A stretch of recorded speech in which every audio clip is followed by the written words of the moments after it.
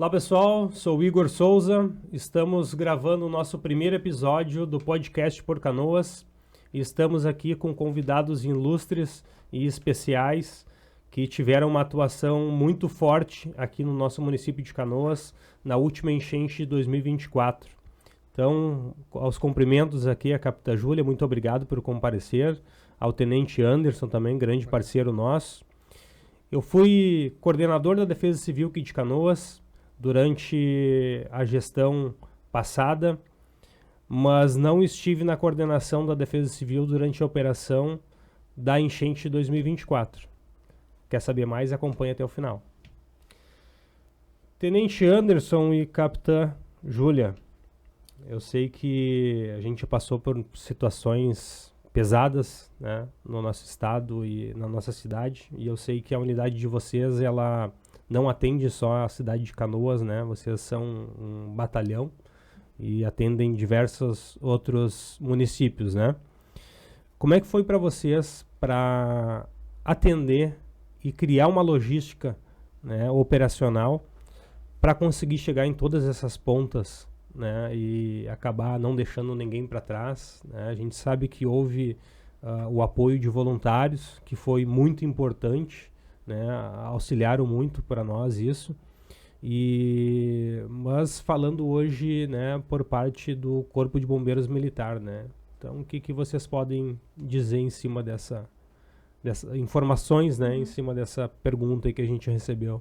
Boa noite, Igor. Primeiramente, agradeço o convite, né, de a gente estar aqui podendo falar desse evento que acabou atingindo a nossa cidade, né? Então, perguntou primeiro sobre a logística, né?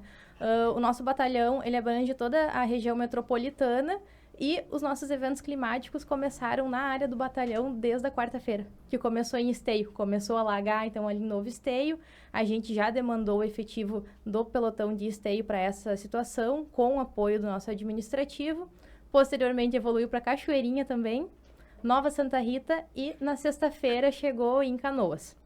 Então, na sexta-feira de manhã, nós convocamos um efetivo extra, além do ordinário de Canoas, do administrativo, e iniciaram os trabalhos na São Luís, né? Então, já pela manhã começaram esses trabalhos ali, e no decorrer do dia a gente foi indo para Rio Branco, para a região do Mato Grande também. E no sexta-noite também começou as ligações no Fátima. E, concomitantemente a isso, a gente atendeu 3 incêndios na madrugada. Eu passei por essa ocorrência de vocês ali. Então, a gente foi várias frentes de trabalho que, às vezes, as pessoas não enxergam, mas que a gente estava ali tentando dar o melhor para a população. Sim, essa situação do bairro Fátima ali foi a gente estava pretendendo chegar com os caminhões do Exército, né? A gente não conseguia mais pela Cairu, não conseguia mais pela Guilherme Michel, a única opção era a Irineu, né? Uhum. Quando nós chegamos ali na rua da ocorrência, né, onde aconteceu o fato ali, os caminhões já não passavam mais pela Irineu. Nós acabamos voltando. Inclusive, eu estava com um golzinho que era do Corpo de Bombeiros. E eu consegui chegar na Rio Branco ainda e não consegui sair mais. Ele acabou ficando em cima da Praça da Imaculada, lá, né, onde tinham diversos carros. A gente acabou abandonando, não tinha o que fazer, né? Não conseguimos sair de lá. E outra coisa que eu queria ver com vocês, como é que foi lidado, assim, com a questão de agrupamento dos militares, né? De chamamento deles, porque, que nem no meu caso ali, eu me apresentei na Defesa Civil no dia 1º, né? No dia do feriado, dia 1º, meio-dia. E começou, na verdade, o transbordamento da vala da Brigadeira, no bairro Estância Velha, que um efetivo de vocês, o Sargento Amaral, estava presente lá com o efetivo, nos deu um apoio de tirar as famílias de lá. E depois, no outro dia, começou a função na Niterói, próximo às casas de bombas lá, né? Que nós começamos a tirar as famílias de lá. Foi aberto um centro de acolhimento na escola Thiago Virte, né? As pessoas foram levadas para lá, tinha mais de 300 pessoas lá, acabou vindo alagamento por parte da Matias e as pessoas acabaram ficando ilhadas lá também, né? Foram vários pontos mútuos de grande acúmulo de pessoas que isso dificultou também a questão dos resgates, né? Então, como é que foi para vocês para mobilizar, né, o efetivo de vocês e qual é o número de efetivo que vocês têm hoje em Canoas, né? Tinha a unidade do bairro Matias Velho e tinha o batalhão na Santos Ferreira, né? Não, Igor, boa noite, né? Tenente Anderson. E interessante, né, a pergunta tua, né, Igor? As pessoas não têm nem ideia, assim, do início. A capitã já falou que a gente já trabalhava em Esteio, já trabalhava em Nova Santa Rita. A gente já tinha atuações já do Corpo de Bombeiros em Porto Alegre. Nós já tínhamos uma equipe antes do nosso grande acontecimento. Nós tínhamos uma equipe nossa apoiando a região lá de Roca Salles. Aquela região já tinha sido afetada, né? Nós tínhamos a força de resposta rápida naquela região, apoiando aquela região. Então, Canoas, por enquanto, até aquele momento, era uma das poucas cidades sendo afetada pela enchente diretamente com uma grande repercussão, né? Então, tu nota assim, nós tínhamos 2 equipes aqui trabalhando aqui e mais uma em Santa Rita trabalhando. Então, tínhamos 3 equipes atuando dentro do município em conjunto com a própria Defesa Civil, né? Fazendo a remoção dessas pessoas naqueles primeiros momentos, que nem a gente conversou, tu relatou ali. Essa ação estava sendo bem oportuna, né? E nós estávamos conseguindo atender dentro da possibilidade as necessidades da comunidade, né? Então, só que nos preocupava, né? As informações é o quê? Que a gente chegou das condições climáticas que iam nos apresentar no período da sexta-feira, e aí foi que a capitã Júlia, junto com o comando, externou para o nosso comando lá a necessidade de reforçar o efetivo, e com o retorno da Força de Resposta Rápida a gente teve mais uma equipe, e a gente não tinha ideia dessa demanda que aconteceria, né, desse caos que ia acontecer, que era o rompimento dos diques, né? A gente não tinha essa informação certa, né? E no nosso atendimento da sexta-feira foi que a gente começou a interpretar a necessidade de mais recursos. Porque até aquele momento a situação, e até para os nossos munícipes, né, que estavam lá nos bairros afetados, assim, nem eles acreditaram na situação, assim como a gente demorou um pouco a entender a situação, né? Sim. E a gente começou a compreender a situação um pouco mais adiante. Ou seja, foi no período do anoitecer. Ou seja, quando as equipes estavam posicionadas e começavam a relatar a necessidade de que tinha muita gente para remover. Então a gente, como é que tem muita gente para remover se não temos as informações de que está sendo afetado todo o bairro, né? A região toda ali. A gente sabia que tinha necessidades. Pelas nossas experiências que a gente tem das regiões afetadas, jamais avançou tanto, né? As inundações jamais tinham avançado, fora a enchente do de 41, né? Sim. Que foi a grave, né? Fora isso aí, a gente não tinha esses relatos ou esses registros dela ter avançado tanto na nossa região de Canoas ali. Então, nós estávamos preparados para um avanço, mas não significativo a esse da catástrofe que aconteceu com nós, né? Então, quando a gente começou a notar, e a capitã junto, nós começamos a acionar, né, os recursos extras, que a capitã falou assim, ó, o nosso efetivo começou a se incorporar e acionar mais, mas a gente não tinha ainda a dimensão total do que realmente tinha acontecido naquela região ali, porque estava de noite. A gente sabia que coisa. O que a gente se preocupou foi quando uma das nossas unidades, né, nos reportou, né, que a gente perguntou qual é o posicionamento de vocês. Não, nós estamos aqui perto do posto da Matias Velho. Aí a pergunta para eles assim, como que vocês estão perto do posto da Matias Velho? Não, a água já está aqui, tenente. A água está aqui no posto da Matias Velho. Sim, praticamente no início do bairro, né? Na parte de cima do bairro. Então causou estranheza para nós, dentro da nossa visão operacional, né? Como é que está nesse nível, né? Então, foi tomado algumas medidas, né? E aí nós reportamos para o comando a necessidade de mais recursos de militares, de efetivo nessa questão, né? Mas até aquele momento também a gente entende, né? Naquele período na noite que todo o estado já estava precisando de apoio. Sim. Todos os recursos do Corpo de Bombeiros já tinham sido predestinados para outros locais, né? Então, como a gente foi o último, os recursos estavam escassos, né? A gente é bem transparente. Estavam escassos. E a gente foi, que nem a capitã falou, fomos acionando os nossos recursos internos, nossos militares ali, para tentar atender a demanda da nossa comunidade aqui de Canoas aqui, né? Sim, até para o pessoal entender, né? Nós fomos o último start aqui a receber, né? A água vem descendo do Vale do Taquari, que foi onde começou, e vem trazendo, vem afetando as outras cidades, né? São Leopoldo, Novo Hamburgo, Isso. Só nós em Canoas aqui, a gente recebe água de 3 bacias, né? A gente Isso. recebe do Jacuí, a gente recebe do Sinos Isso. e do Gravataí. Isso. E nós sempre fazíamos um observatório, assim, e isso aconteceu bastante. E deu para se comprovar que a água do Jacuí e a água do Sinos, ela acabou trancando a passagem do Gravataí, e o Gravataí começou a botar água para fora no bairro Rio Branco, né? Na questão do dique, do famoso dique da Cassol ali, né? Meus pais moram na rua Hermes da Fonseca.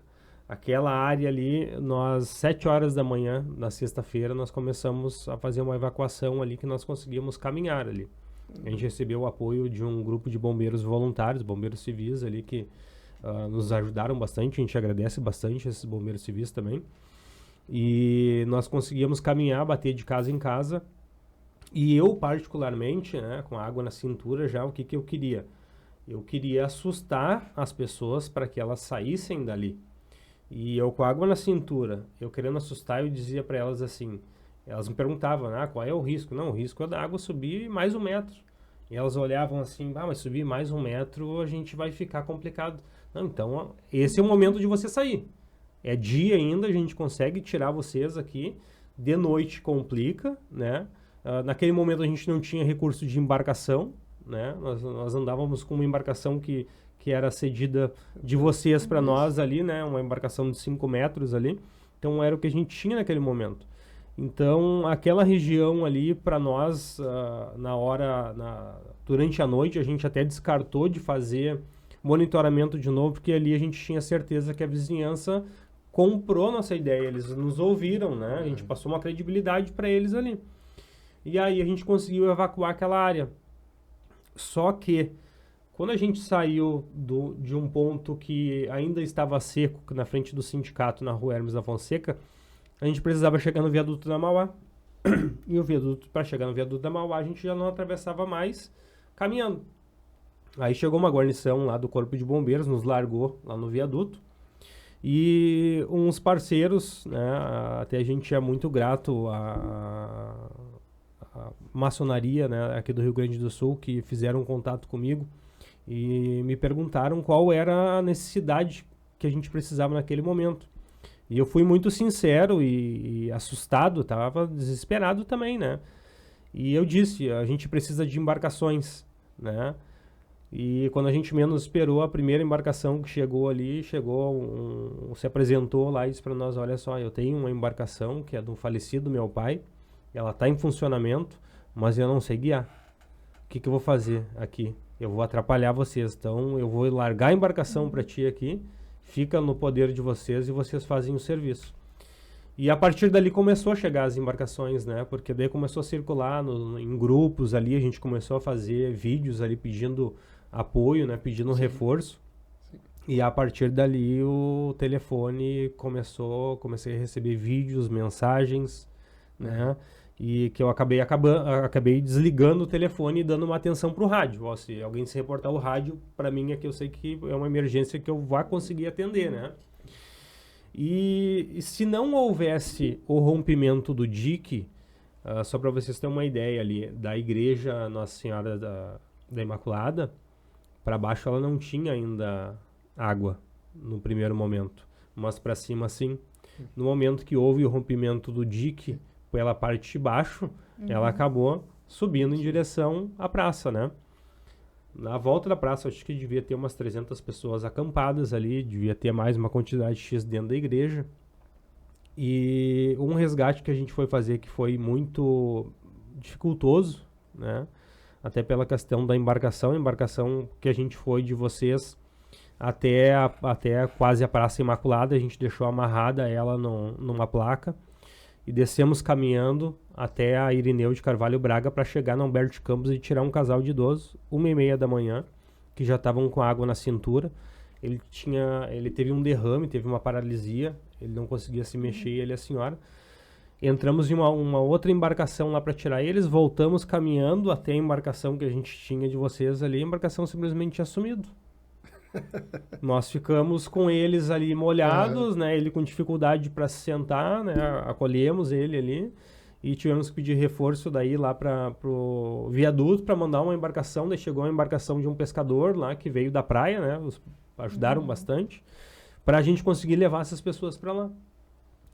Mas foi algo fora do normal, foi algo a gente não tinha, eu não conseguia pensar assim por quê. Quando a gente trabalha atendendo a população, acredito que vocês é a mesma coisa, a gente está trabalhando para uma vida de pessoas que a gente não conhece, mas a gente quer tirar ela com segurança dali. Mas quando tu está com a tua família, minha família estava isolada, estava precisando também de socorro, e meus familiares são todos da região, e a região onde eu pedi para ficar era onde eu conhecia a área, todo mundo era meu conhecido. Mas por que a estratégia de eu ficar ali? Como começou a me vir muito voluntário que não conhecia a região, a gente começava a ajudar na questão ali, tua embarcação cabe quantas pessoas? Eu sei que numa casa tal ali vai comportar, né, a quantidade de pessoas na tua embarcação. Então essa era a logística que a gente ia fazendo, né, até a chegada da aquisição de embarcações por parte da Defesa Civil, que ajudou bastante, né? Isso aí não tem como a gente dizer que não, porque facilitou bastante os nossos trabalhos. Falou, né? Igor, e na Rio Branco tinha essa característica lá, que era a dificuldade a utilização da embarcação até certo ponto, e dependendo do ponto de salvamento, a caminhada era muito longa, né? Ou seja, para tu fazer o salvamento, tu tinha um percurso maior de caminhada, e aí depois tu tinha que retornar aquele ponto lá de onde tu estava a embarcação lá para depois entrar para a navegação. Então, são peculiaridades que começaram a aparecer durante o salvamento que para a gente compreender, e toda aquela cinemática que estava lá se complicava, e a gente tinha que buscar soluções ali para atender a demanda da comunidade. Sim, era uma questão geográfica, né? Tinha ruas que eram altas, né? Que não tinham sido afetadas ainda afetado pela água ali, que tu não conseguia atravessar. Isso, né? Porque tu tem uma embarcação, tu tem uma limitação de mobilidade, né? Então, qual é a distância para eu chegar lá? Qual era o ponto que tinha para chegar lá para fazer aquele salvamento? Foi se complicando as situações ali no meio desse período que a gente estava da sexta-feira para começar a iniciar bem a situação que a gente se deparou ali, que foi na manhã de sábado, né? Que realmente a gente viu o que tinha acontecido, qual era a cinemântica ali, né? Dessa questão ali. Nossas equipes da noite, que trabalharam no dia anterior, nenhuma saiu do trabalho, né? Nossas equipes, elas continuaram, né, trabalhando ali. Inclusive, quando a gente estava ali na sexta-feira, a gente deu continuidade. Então, muitos de nós ali não saíram do quartel ali, continuaram por mais de 2 semanas trabalhando incessantemente. 24 horas, que eu digo, a gente fala muito a expressão militar, né? 24/7, né? Literalmente 24/7. Então, assim, eu passava essa semana 24 horas dentro do quartel, e eles, muitas vezes, eu me deparava com eles, eu falava para eles, cara, toma um café, e por incrível que pareça, as pessoas não viram isso, né? Os bombeiros, eles, em nenhum momento, eles queriam parar, né? Então, humanamente, eu já tinha um militar já trabalhando 24 horas e estava fazendo 48 horas ali. Eu disse, cara, te alimenta, te recompõe, porque tu não vai conseguir continuar fazendo o teu trabalho ali. Mas eles, incansavelmente, não abriam mão dessa devoção de trabalhar em prol da comunidade, né? Então, eu pego... Pode falar, Não, e Nova Santa Rita também, né? Trazendo a realidade do lado, que ficou ilhada. Então, os nossos militares ficaram 3 dias lá, em quartel, tendo que ser resgatado de barco. Então, os militares não tinham água, não tinham alimentação, tinha que ter algumas questões ali de movimentação. E uma unidade nova, né? E trabalhando. Recente. Estavam operando lá, né? Então, a dinâmica do quem estava de fora não viu, né? A gente respeita a nossa comunidade, que colaborou muito nos salvamentos, né? Eles têm que entender isso, que o Corpo de Bombeiros, naquele momento, ou qualquer outras instituições, mesmo elas em grupo, não teriam todos aqueles recursos naquele momento para atuar, para salvar. Um cenário de guerra, né? Um cenário anormal, né? A gente fala assim, eu falo para alguns assim, às vezes eu converso com algumas pessoas, elas não têm a ideia, mas eu vou fazer um dimensionamento, eu não quero comparar algumas situações para não diminuir, porque cada um sofreu de uma maneira, né? Mas nós temos aqui Eldorado do Sul, ela foi sofrendo as ações de inundação, ela teve umas semanas ali de afetação, né? Ela tem em torno de 35 mil habitantes, eu acho que tem Eldorado do Sul, e foi bem afetada, sofreu bastante ali, né? mas ela foi gradativa e foi se recebendo esses auxílios. Canoas, não. Sexta-feira, nós tínhamos uma quantidade X de pessoas afetadas. Sábado de manhã, nós tínhamos mais de 100 mil pessoas afetadas no município de Canoas. Sim. Ou seja, desculpa, eu vou respeitar qualquer pessoa que queira criticar nós, mas tu teve uma demanda de atender 120 mil, vamos botar 80 mil pessoas em menos de 24 horas. Sim. Eu pergunto para qualquer um, assim, estrategicamente, como é que ele agiria, como é que ele solucionaria aquela questão ali. Então, uma situação de guerra, né? A gente fala assim, realmente uma situação de guerra. Da noite para o dia, tu tem uma comunidade toda afetada, né? As soluções não são fáceis para buscar soluções e apoios ali, né?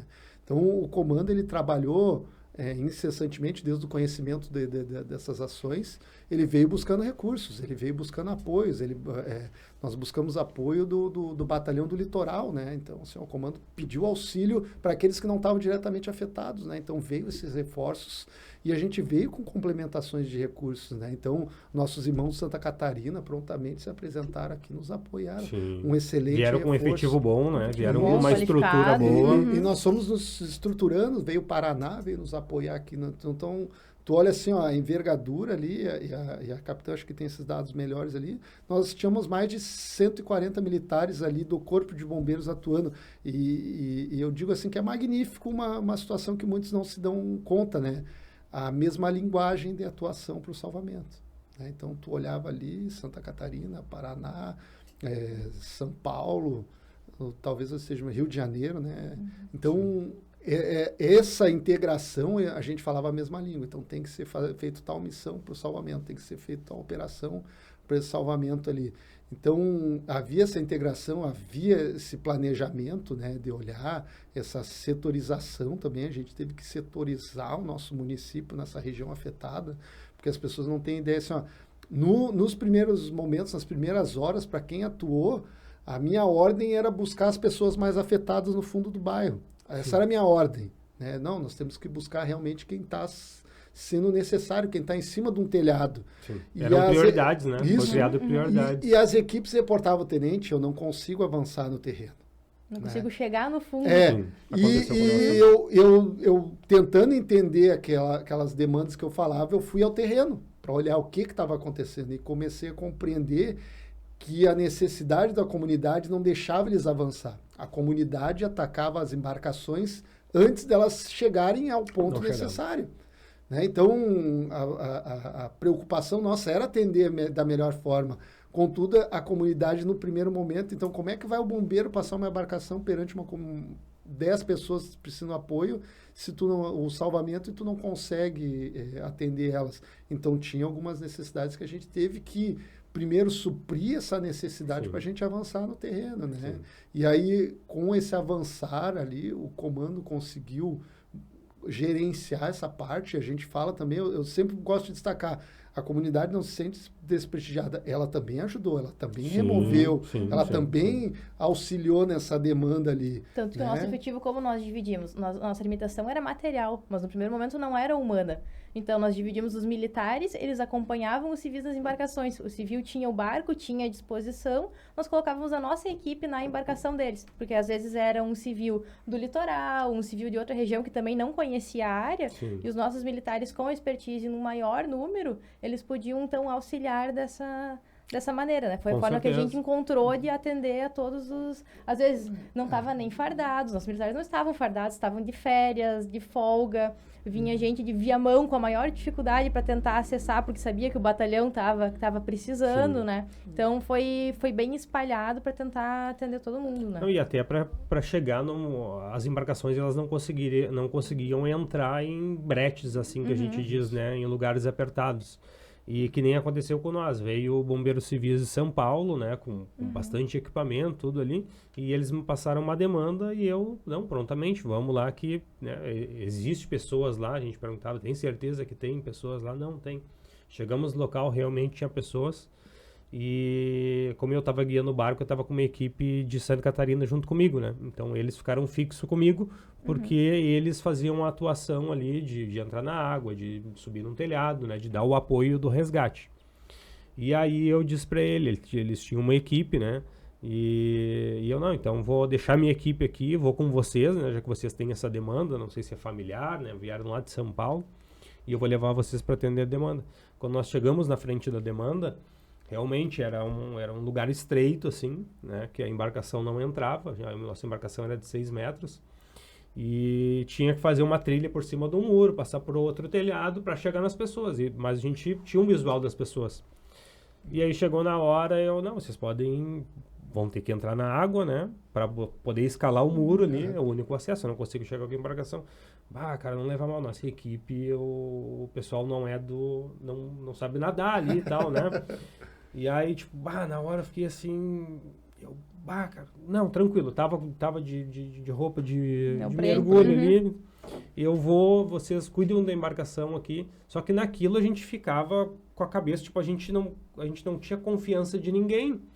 Se apresentava pessoas de todos os estados, a primeira coisa que eu fiquei na cabeça assim, se eu deixo a embarcação sozinha aqui, os caras pegam a embarcação, se só me deixo eu ilhado aqui, sabe? Então eu tava assumindo outra responsabilidade. E aí, a partir dali, eu comecei também a criar critérios. Olha só, a partir de agora não tem a demanda, passa para mim. Eu tenho uma equipe que faz isso, né? Eu fico na embarcação ali, porque eram de confiança. Eu vi que eram pessoas técnicas, né? Não, tinha uma bombeira lá, uma baixinha, eu brincava com ela. A tua altura, tu consegue chegar nos locais. Ela fazia coisa que eu ficava de boca aberta. Eu não ia ter coragem para fazer, né? Mas ajudaram nós bastante. Então a gente foi criando também isso daí. E dentro do nosso bairro, muitas pessoas lá, certamente, acabaram ficando bravos comigo, porque me conheciam, né? A gente passava em cima na frente de sobrados, que, galera, vocês estão bem, aí a gente precisa chegar no fundo do bairro, que as pessoas estão com água no pescoço, estão em cima do telhado, que a gente já recebeu imagens de drone que realmente tem, eu não estou mentindo para vocês. Eu vou passar com elas aqui na frente. Vai, Igor, obrigado. Não, obrigado, não vamos esquecer disso. Só que a dificuldade que tinha de nós sair do viaduto da Mauá, chegar no final do bairro, a gente rodava de barco devagarinho, não tinha como tu andar rápido. Uma hora e meia para chegar lá no fim. Mais 1h30 para voltar. Então aquilo somava 3 horas e eles me esperando ali. Me deixou 4 horas esperando lá. Não, mas a gente, se a nossa embarcação não vir, vai vir outra te buscar aí. A gente não vai deixar ninguém mal, né? Falando essa questão técnica de alguns profissionais não estarem adaptados ali, né? Não terem um treinamento para essa questão de salvamento aquático. E é o que diverge de nós em alguns aspectos, né, Igor? Assim, e foi uns diferenciais, assim. Então, eu tenho relatos ali e tenho as informações nossas ali dos nossos militares. Eles, na ação de salvamento, nas primeiras horas, por maior número de pessoas que eles tinham tomado ação, eles tomavam a decisão de eles se colocavam na água, vinham fora da embarcação para fornecer um maior recurso de a possibilidade de salvamento do maior número de pessoas. Eles tomavam decisões lá dentro, lá, que muitas vezes alguns não iriam entender, né? Sim. Então, eles tomavam decisão, eu tenho esse número de pessoas aqui que eu tenho que salvar. E muitas vezes eles olhavam uma situação de que, cara, eu tenho 2 pessoas, eu tenho 10 aqui, eu vou salvar 10. Sim. Né? Coisa. Tu falando tá falando dos salvamentos, até tem uma situação, não chega a ser engraçado, né? Mas digo assim, né? Eu recebi a demanda que Porto Alegre tinha informação que tinha uma parturiente, né? No período da noite, eu não me recordo agora qual foi a noite, porque a gente estava envolvido ali, não marcou ali, né? Mas a gente tinha uma parturiente, uma gestante, né? Perdão, né? Na enchente. E ela estava numa localização no supermercado, não me veio o nome, numa região ali que estava ali. E o pessoal, olha, preciso realizar esse salvamento. Anderson, gerencia para chegar lá, porque tem uma gestante e ela parece estar em trabalho de parto. E foi até engraçado. E eu tentando contato com as equipes, né? Tentando contato. Cara, meu Deus do céu, não tem. E daí chegou no período da noite, vem o soldado Silva, né, para mim. E eu relato, Silva, tem uma gestante. Ele disse, não, tenente, fui eu que atendi ali a gestante. Ela veio, foi entregue para as equipes médicas ali, eu vim no período da noite. Ele até achou que ia fazer um parto durante a trajetória de trazer ela para o salvamento, né? Então, são situações que as pessoas não têm nem ideia do que a gente passou ali nas nossas ações ali de salvamento, né? Inclusive, entrando nessa pauta, Tenente e Capitã Júlia, nós temos um vídeo, né? Que ele foi feito um resgate com aeronave, né? que o Grupo Aéreo fez bastante serviço aqui, a gente é agradecido a eles, né? Temos lá o nosso parceiro lá, o Tenente Adriano, né? E a todo o comando lá também fizeram um trabalho, não pararam um minuto, né? Eu acho que a aeronave desde que chegou aqui no estado, que é uma aeronave recente, ela deve ter mais horas de voo do que comerciais aí, né? Que a gente tem aqui no estado. Atuação.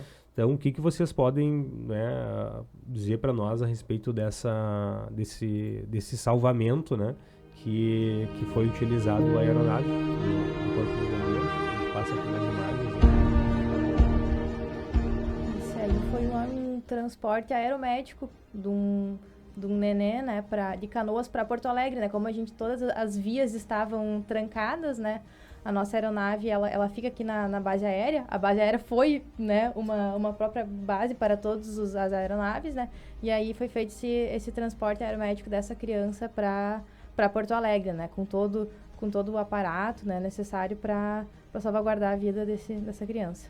Foi uma delas, né? Isso, uma de tantas. Das situações, né? Então, só para o pessoal ver, a aeronave do Corpo de Bombeiros, ela trabalha em várias frentes, né?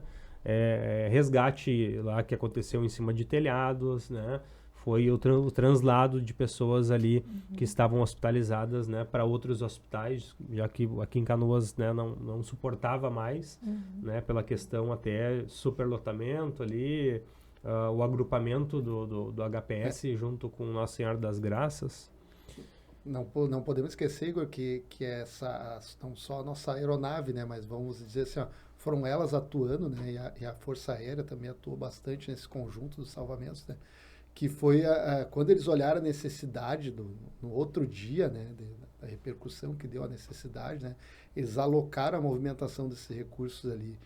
E foi uma movimentação muito grande de aeronaves dentro da nossa área aqui de Canoas, assim. Então, as pessoas não têm nem ideia, até é interessante às vezes conversar com as pessoas que são mais especialistas ali, né? Sim. A movimentação aérea de aeronaves de salvamento foi uma das maiores comparada a outros lugares, né?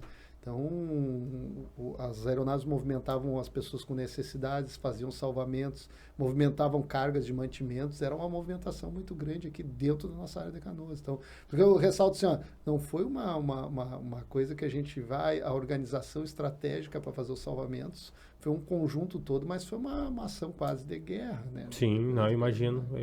A gente via circulando aí, eram de vários estados, né? Isso, tanto da Corporação do Corpo de Bombeiros, tanto da SAMU, que alguns estados, né, utiliza a aeronave da SAMU, mas também das polícias militares, civis, né? PRF. Sim. Então, isso teve muito presente aqui na nossa região, né? E eu vou lhe dizer assim, ó, quando me chamaram no rádio, eu ainda estava na base da defesa ali, me chamaram no rádio pedindo que eu fosse até o campo da UBRA, pedir a liberação lá do espaço para receber a aeronave. E não, vai chegar o helicóptero da Polícia Civil, da Brigada, alguma coisa ali. Quando eu vejo aqueles 4, 5 helicópteros, que era 2 do Exército, acho que 2 da Aeronáutica e mais 2 da Marinha ali, chegando, ali eu senti um baque, assim, sabe? Ali eu senti que o negócio estava além do que a gente estava tendo a visão. Sim. Né? Tipo, o recurso acabou. Sim. Para chegar nessa situação, assim. E eu achando que eles estavam chegando ali para conversar comigo, para articular locais. Eles já estavam chegando com um helicóptero com pessoas dentro. Sim. Sabe? A gente já teve que mobilizar ali a equipe de paramédicos ali para receber as pessoas. As pessoas estavam há mais de um dia em cima do telhado molhado, sem alimentação, sem hidratação. Então, eu até nem quis ficar ali. Eu deixei um pessoal que estava comigo ali. Eu disse, vocês representam aqui, né? Ficam aqui auxiliando e tal. Até a chegada dos militares para fazer a questão da organização ali, né? A gente não tinha ninguém técnico para fazer... como é que é o flanelinha do avião, que eu digo ali, do helicóptero, né? Até o momento deles chegarem, ali eles acabaram assumindo, né? Mas ali a gente viu que o negócio estava fora de controle mesmo, estava totalmente fora de controle. E a gente fala da situação de guerra, Igor, porque as pessoas não têm nem ideia assim, nós perdemos energia elétrica em alguns pontos, nós perdemos comunicação de internet, comunicação via telefone, questão de abastecimento de recursos. Então, tudo isso aí foi sendo sanado, né? Então, deixou de abastecimento de água, né? pontos de concentração de pessoas necessitavam de recursos de abastecimento de água. Tudo isso também o Corpo de Bombeiros auxiliou, né, nessas demandas, assim como a gente foi auxiliado, né? A gente agradece os parceiros ali que a gente fala assim, ó, muitas demandas, a gente também solicitou apoio do Concepro, refinaria, as entidades, né, vieram nos apoiar, né? Então, assim, ó, muita gente nos ajudou ali. Por quê? Porque a gente fala assim, ó, o salvamento e as equipes, elas eram o dia inteiro trabalhando, 24 horas, né? Então, elas não só revezavam ali, né? Então, tinha que se manter o serviço funcionando. Né? E tudo isso foi colaborado. Então, assim, o Corpo de Bombeiros precisa de água, precisa de água para fazer higiene do pessoal, o pessoal se alimentar, manter a equipe trabalhando.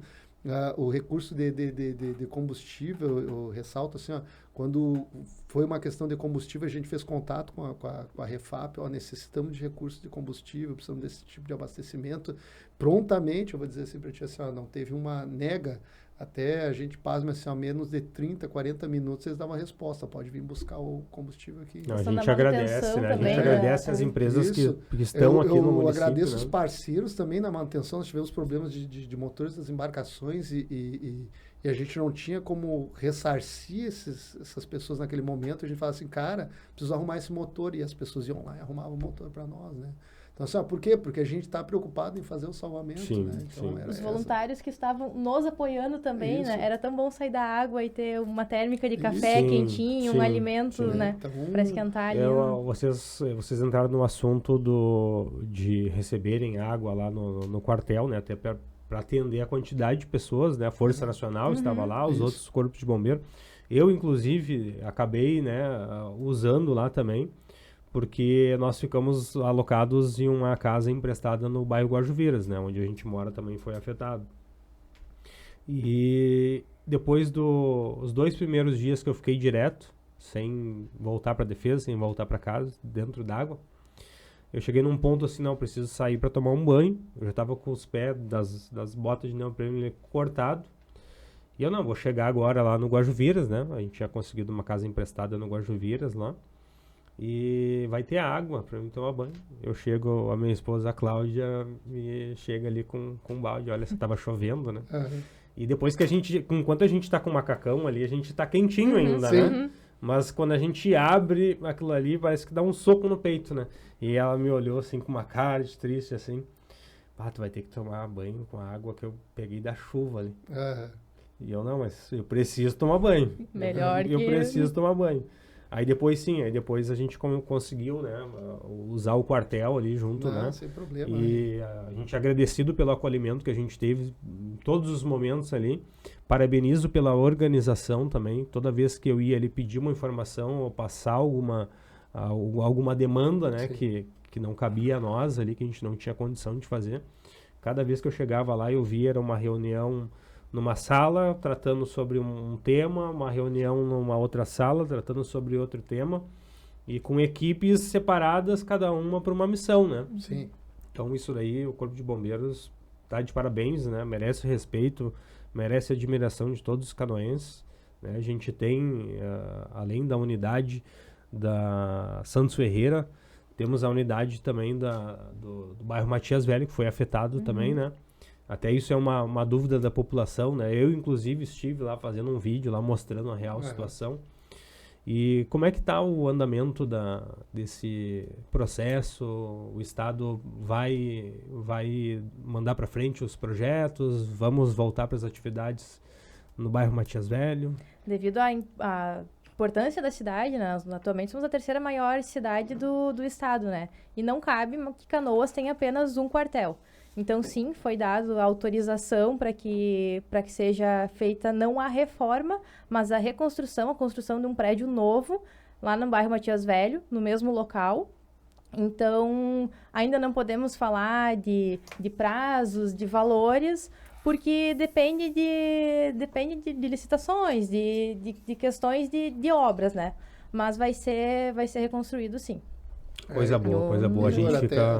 Até para a comunidade ficar tranquila, né? O objetivo foi esse, né? O comando se conscientizou, né, da necessidade de retornar para lá, para a comunidade, saber que a gente está do lado da comunidade, né? A gente não ia abandonar a nossa comunidade canoense, né? Então, que nem eu sou morador de Canoas, minha família mora aqui, né? Então, a gente se preocupa. Então, por a gente se preocupar, então, o trabalho junto do comando do batalhão, o comando do Corpo de Bombeiros, ele sabe dessa necessidade, ele sabe dessa realidade, né? Só que a gente fala, é uma questão mais agora de questões de burocráticas, né? Que foge da nossa alçada um pouco, mas a gente sempre está buscando dar celeridade, né? Então, o governo do estado, pelo menos, olhou por esse lado ali também, já portou um sinal verde ali para reconstrução de uma nova sede ali. Isso é importante, Tenente Capitão, porque eu acompanho muito ali quando a gente viu que teve um aumento de questão de incêndios, né? Às vezes até de residências que acabaram por não ter condição, não fazer troca de fio, disjuntor, né? Da curto-circuito. E a gente vê algumas críticas assim da galera, né? A gente sabe que eles estão num momento delicado, né? Que eles têm o direito de se manifestar como qualquer outra pessoa. Da demora, assim, tipo, a guarnição demorou para chegar aqui, né? A casa acabou pegando fogo inteiro. Então, preciso entender que quanto mais a gente, né, cobrar, né, e ajudar o Corpo de Bombeiros para que retorne as atividades no lado afetado o mais breve possível, isso também ajuda, né? Por tempo de resposta, né? Mais fácil o trajeto ali para chegar até a ocorrência, né? É exatamente esse ponto. A população não está desguarnecida. Sim. Só vai aumentar o nosso tempo-resposta em razão de ter que atravessar a BR. Às vezes estamos em... uma média de umas 10 ocorrências por dia em Canoas, né? E o trânsito de Canoas tá terrível, né? A gente Uhum. sabe que é complicado. Às vezes a guarnição está em outra ocorrência, está em uma vistoria de segurança contra incêndio, o nosso apoio vai vir das cidades limítrofes, que vai ser Cachoeirinha, Nova Santa Rita ou Esteio, né? Então pode ser que demore, mas a população não está desguarnecida. Mas que bom, fico muito feliz de saber desse projeto aí que vai ser retomado. A gente sabe que é uma obra que as obras públicas, né, ela tem um pouquinho de demora por toda a questão burocrática de licitação, de projetos, né? Mas que bom, fico feliz de saber, né? Estive lá já várias vezes, lá inclusive tomamos um café lá uma vez, depois de uma ação em parceria com a Defesa Civil. Sim. Então, temos mais uma outra pauta importante aqui, a questão dos resgates no HPS. Isso foi muito debatido, né?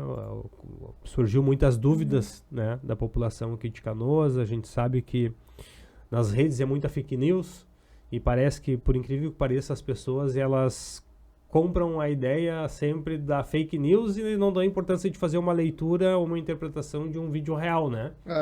Então isso aí acaba atrapalhando, né, toda essa questão. Como é que foi feito como é que chegou para vocês assim o start e se vocês lembrar do dia certo ali para fazer o resgate no HPS? Vocês tinham conhecimento que tinha pessoas lá que precisavam de resgate, né? Isso partiu do gabinete de gestão de crise. O efetivo foi totalmente de vocês, né? A gente tem um vídeo aqui mostrando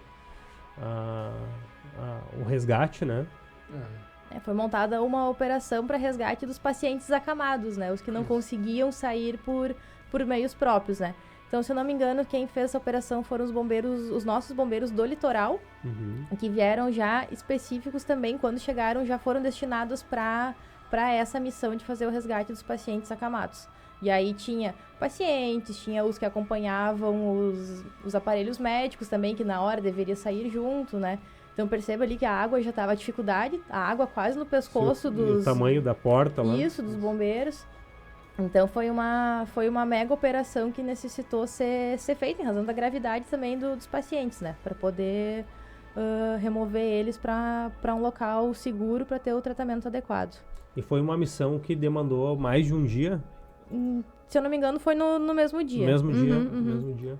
Aqui não me recordo se foi no sábado ou no domingo, mas acredito que... Foi meio focado, né? O objetivo foi... Sim, era direcionado totalmente para ali. E, Igor, é interessante porque pouca gente sabe, né? E tem ideia do risco que os profissionais que estavam lá, das pessoas que estavam fazendo, vamos botar assim, as pessoas que estavam envolvidas nesse salvamento ali, porque as pessoas só visaram um ponto, né? Então, as equipes, quando estavam atendendo lá, estavam expostos a agulhas, né?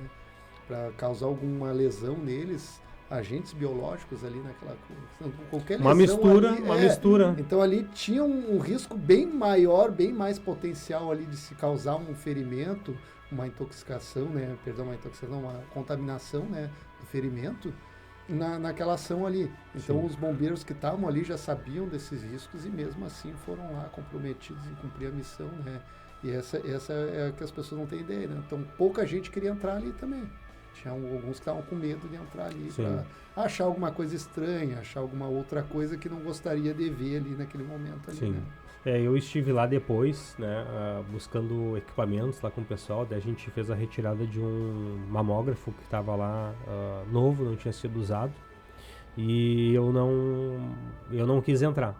Eu não quis entrar nesse pensamento de ter material lá dentro, lá que eu não estava com uma roupa apropriada para isso.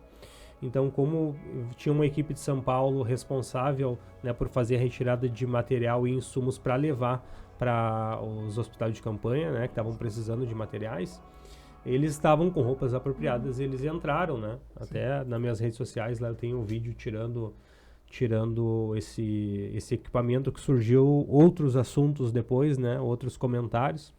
O pessoal achando que a gente tinha enrolado corpos ali, né? Que rolou esse assunto que tinha não sei quantos corpos lá, então até queria uma palavrinha de vocês, né? De como é que foi essa questão. Tiveram muitas solicitações que chegavam no local e não tinha ninguém, né? Além das que realmente aconteceram, né? É interessante, Igor Bato, tu botou agora, pontuou, né, essa questão dos óbitos, assim, e as pessoas, elas perguntam para nós, assim, tenente, realmente foram poucas pessoas que perderam a vida. Pô, o bombeiro, ele não quer que ninguém perca a vida, né? O bombeiro, ele trabalha em pró, né, cara? Ele busca salvar as pessoas, então nenhum bombeiro vai lá e vai estar, o número de óbitos vai ocultar essa informação, né? Então a gente tem ali, a capitã me corrige assim, mas é em torno de 31, 32 óbitos que a gente tem de registro. Sim. O que o Corpo de Bombeiros se preocupou nessa questão dos óbitos, para as pessoas compreenderem um pouco? Nós estávamos num momento sensível, a comunidade estava sensível, né, naquele momento, assim, ó. Então, a tomada de decisão foi em pontos estratégicos, onde a gente tinha conhecimento de uma pessoa desaparecida, uma pessoa sem vida lá, né? A gente ia lá e gerenciava para aquele ponto a pessoa ser removida o mais rápido possível. Por quê? Por causar uma comoção. Tu imagina, num local de salvamento, que está transcorrendo o salvamento de várias pessoas, a gente tirar uma pessoa sem vida, repercutiria, ou a comoção tomaria conta daquele momento ali, né? Sim. A população, ela estava sensível naquele momento. Então, o comando, junto com as outras instituições, né, não foi só uma decisão do Corpo de Bombeiros, foi uma decisão conjunta, né? Conhecendo a sensibilidade comunitária que estava ali. Ele não poderia tomar essa decisão de tirar no meio de todo aquele público uma pessoa sem vida já, né? Então essa foi uma preocupação. Então, eu posso garantir, as pessoas citam, né, 3 mil corpos, 10 mil corpos. E a que gente viam boiando na água. Isso. A gente Nós andamos 24 horas na água e a gente... A gente pergunta para as pessoas, às vezes, assim, cara, tu tem informação de um desaparecido, sabe quem é o vizinho que está te relatando que está desaparecido, nos informa que o Corpo de Bombeiros vai até o local. Nós tínhamos um trabalho em conjunto com a Polícia Civil, que ela registrava os desaparecidos e o Corpo de Bombeiros ia até o local fazer a verificação daquele ponto, se havia alguém desaparecido. E nesse ponto. trabalho, a gente muitas vezes deu deserta a casa, mas nós encontrávamos familiares vivos também. Fazíamos o vídeo e dava aquele alento pro familiar e saber que o seu avô, que a sua avó, eles estavam vivos, estavam bem cuidados na casa dos vizinhos. Sim. Então foi um trabalho bem importante nessa... Eu notei que isso também foi preocupação de familiares que não moravam em Canoas e não conseguiam contato com os familiares. Então, como eles queriam de emergência, eles passavam, tá morto, tá desaparecido lá. Né? Então, partia para essa operação. Então, para o pessoal compreender, né? E as pessoas acham estranho. Não, como é que é? Eu pergunto às vezes para ele, cara, eu pergunto para ti, aonde que vai ter 500 corpos escondidos? Aonde no município nós ia esconder 500 corpos, 1000 corpos? Onde é que iam esses corpos escondidos ali? Eles não conseguem responder, né? Então, é uma fake, né? Uma mentira que isso deprecia todo o trabalho de todos aqueles que fizeram um grande trabalho, né?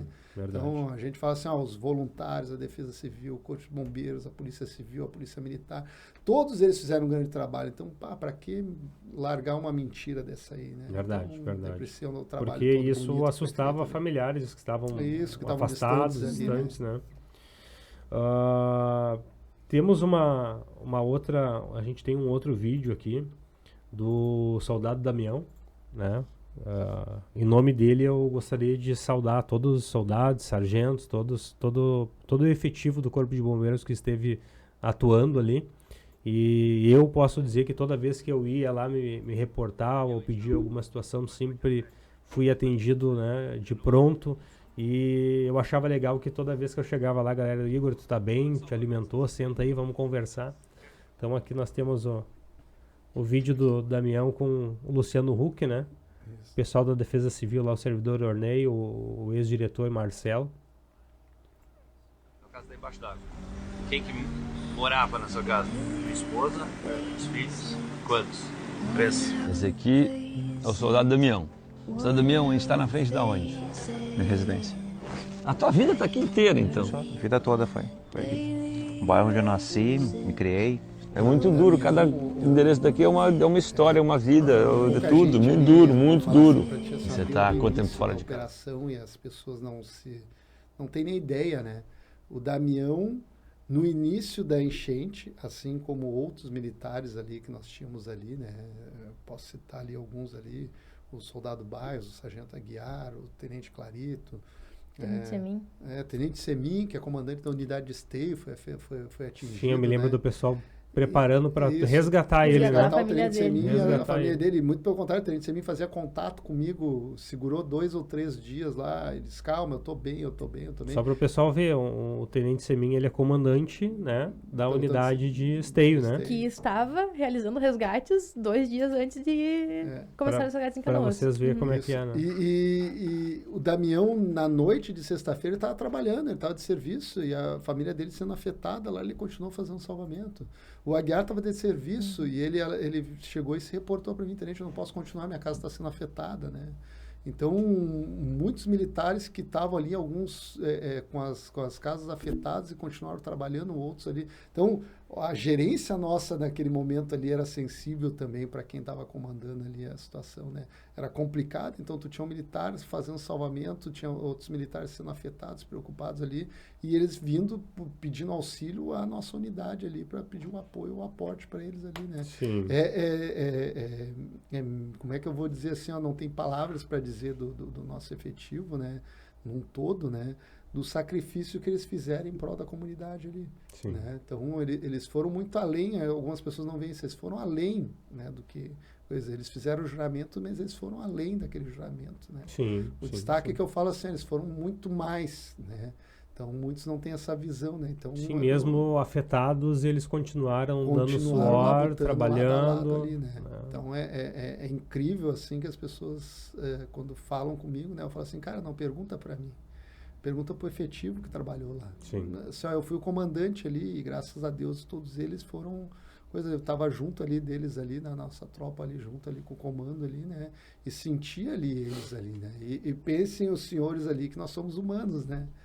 Nós somos humanos ali, né? Verdade. Então, Já vamos entrar nessa pauta aí, que é uma pauta muito importante também. Mas antes eu queria pedir licença e eu gostaria de fazer aqui um agradecimento aos nossos apoiadores, a ATM Assessoria e Engenharia, que ela é de São Leopoldo. Temos aqui a Imobiliária Crédito Real, Canoas Parque, aqui em Canoas, locações e vendas. Temos os nossos parceiros aqui do SOS Bebidas do bairro Branco, Conveniência e Atacado. Temos o nosso parceiro do Shark Sushi, agora tem promoções ao meio-dia, buffet livre e todos os dias tem um acompanhamento de uma bebida, espumante, chopp, refrigerante e água. Recomendo para todos vocês.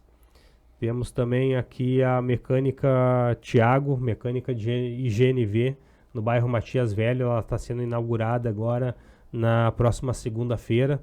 Ela fica ali na rua Brasil, né? Rio de Janeiro, bem no início, próximo da Guilherme Michel.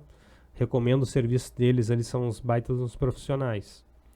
Temos aqui também a Metal Soldas Móveis Industriais, quando precisarem fazer móveis de metal e madeira também. Recomendo, inclusive, a empresa que eu administro.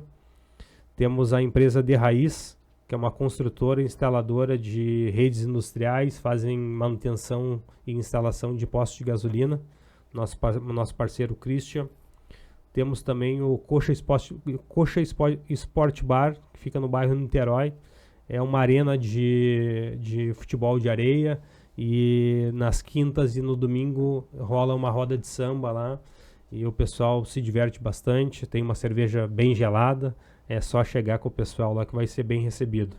Temos o nosso parceiro aqui também, inclusive, que ele ajudou bastante nos resgates junto com nós ali, é a Rapex, né? O Mano Gaspar lá, ele tem a Rapex e também tem a Rapel Urban, né? Que além de serviços em altura, eles fazem treinamentos, né? Um CT de treinamento, então também recomendo os serviços da Rapex e da Rapel Urban. Gostaria também de agradecer, a gente não passou no slide ali também, mas também temos um parceiro da Cão Nobre de Canoas, né? Nosso parceiro Gustavo, infelizmente não conseguiu se fazer presente hoje com nós. É um parceiro do podcast por Canoas também, nosso amigão, e um dos incentivadores para que a gente estivesse aqui, né? E com esses temas muito, muito importantes, né, para a cidade de Canoas, né? É uma forma de nós mostrar para a população os bastidores, né, de tudo que aconteceu. Às vezes a pessoa estava ali em choque, nem passa na cabeça dela toda a articulação, toda a operação que foi feita para conseguir chegar um barco na casa dela, para que um militar, para que um voluntário conseguisse escalar uma parede para subir num telhado de 3 metros e tirar ela com segurança de lá. Então é muito importante essa conversa, né? Estamos encaminhando aqui para o final, mas eu gostaria de entrar em mais uma pauta com vocês aqui.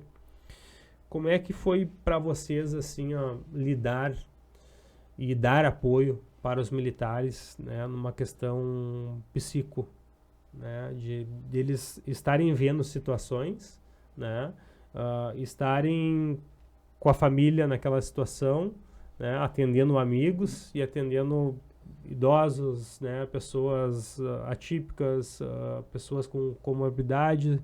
Como é que foi feito essa ligação de atendimento para eles? Desde o início muito se conversou, né?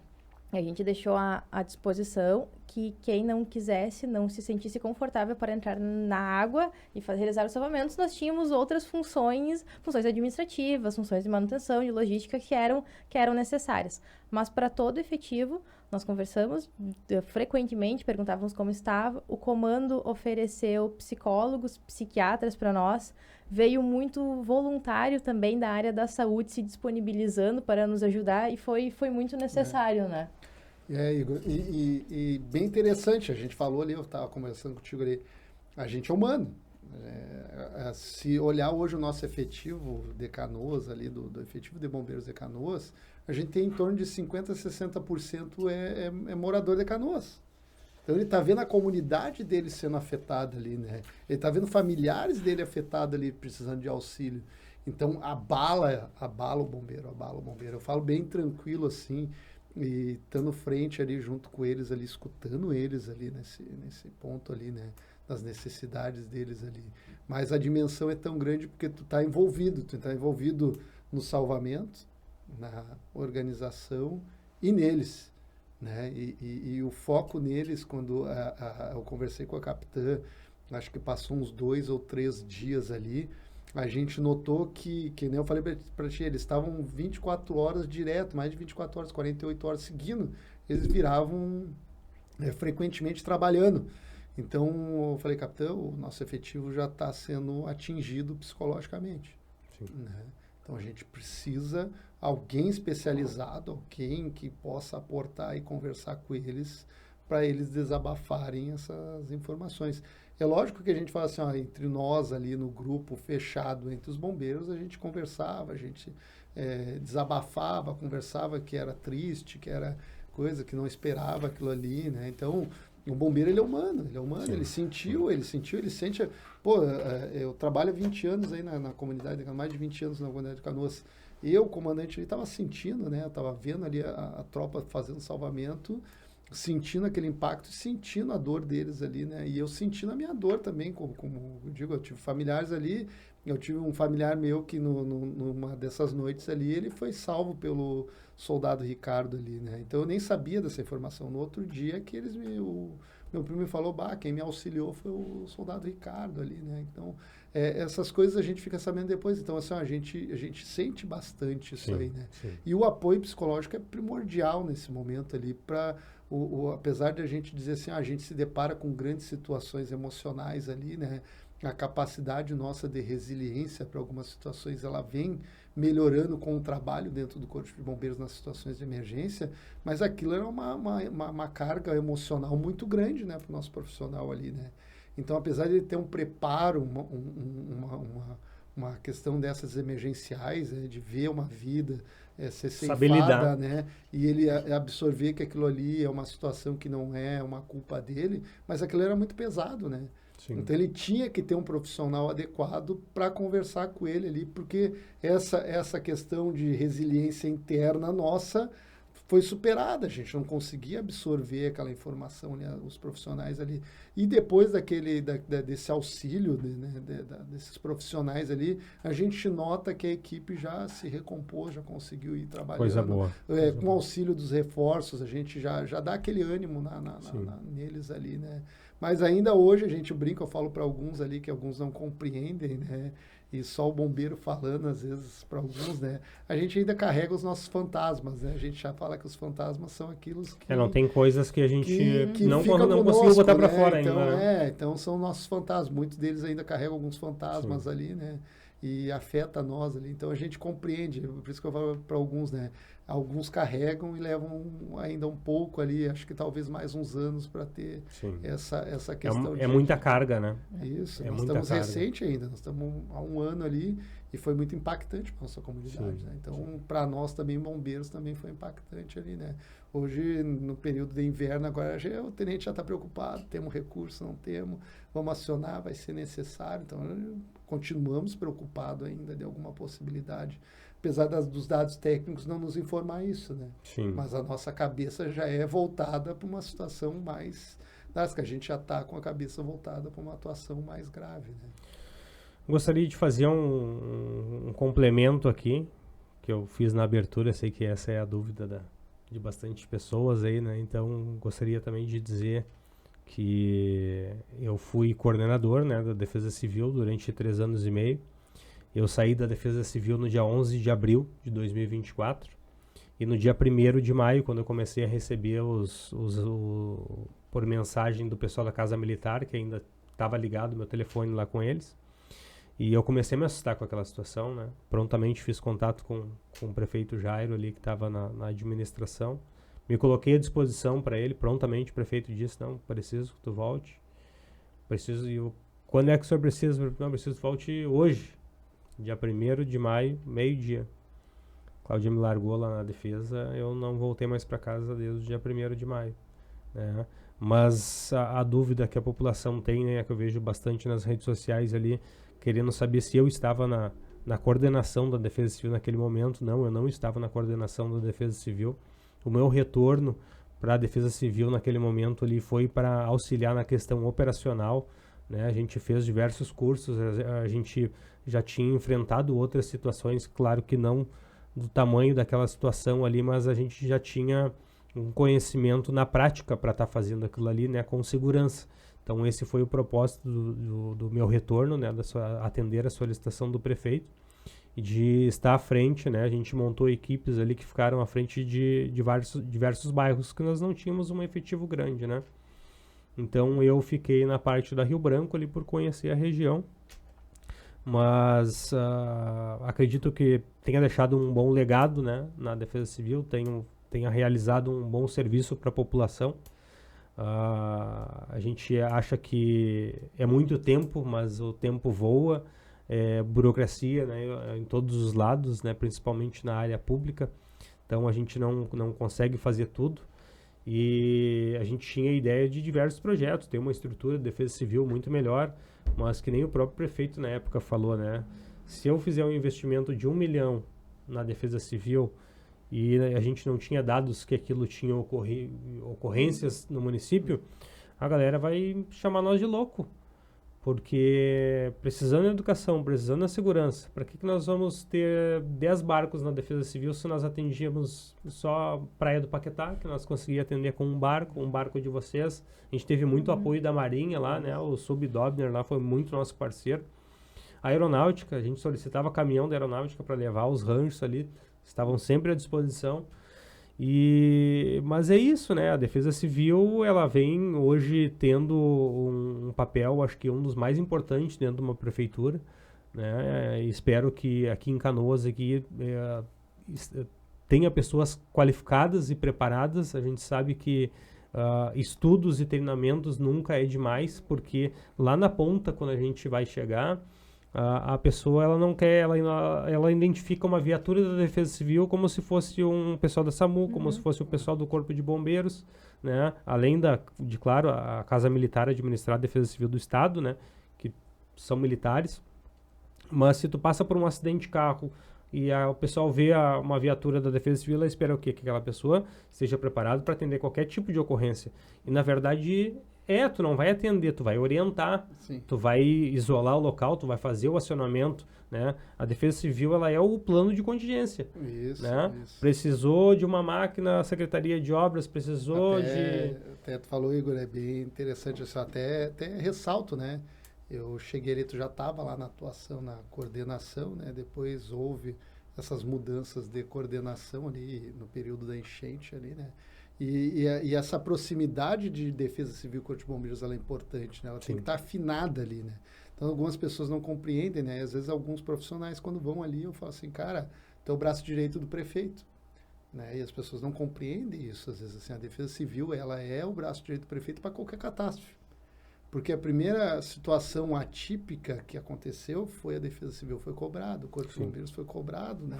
Então, é isso. Então, as pessoas têm que compreender isso. E a Defesa Civil auxilia na resiliência, né, dessa questão e na mitigação. E como é que a gente vai fazer, como é que a gente vai proteger a comunidade. Tem que ser pensado nisso, né? E o plano de contingência, toda essa preparação tem que ser, é importante, né? Com certeza.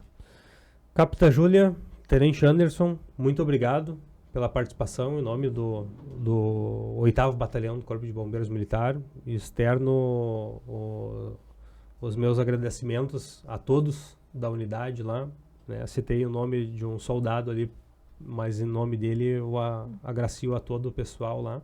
E ficamos à disposição, né? Quando tiverem algum assunto também que vocês acham importante, né? De explanar, de divulgar, nós estamos abertos para uma boa conversa, uma boa discussão, né? Construtiva, né? A gente não quer discussão para criar escândalos, né? Criar muvucas, assim. A gente quer ajudar a cidade de Canoas, né?